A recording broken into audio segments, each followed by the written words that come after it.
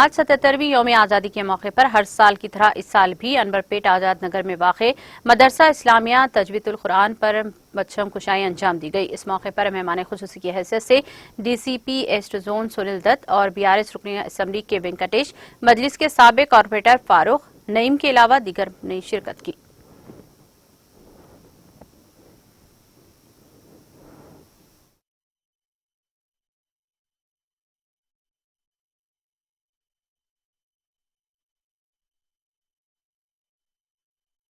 کہ دنیا اور خاص طور پر یہ ملک باقی رہے گا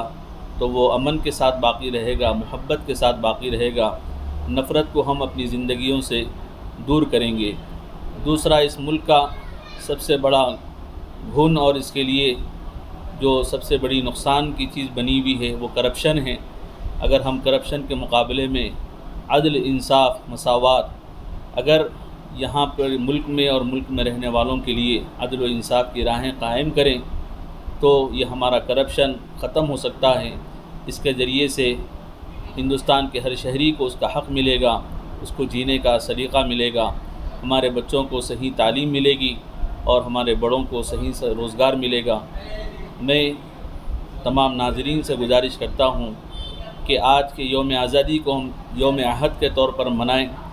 اور اس بات کی کوشش کریں کہ ہمارے بڑوں نے اس ملک کی آزادی کے لیے جس طرح کی قربانیاں پیش کی ہیں، ہم ان کے لیے خراج عقیدت پیش کرتے ہیں اور ان کو ہم اپنا فریڈم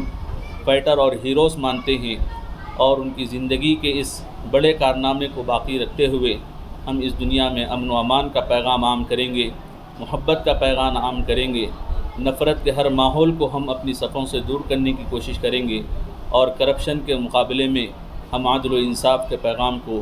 اپنی زندگی سے لے کر ہندوستان کے ہر شہری کے دل تک اس کی آواز کو پہنچانے کی کوشش کریں گے۔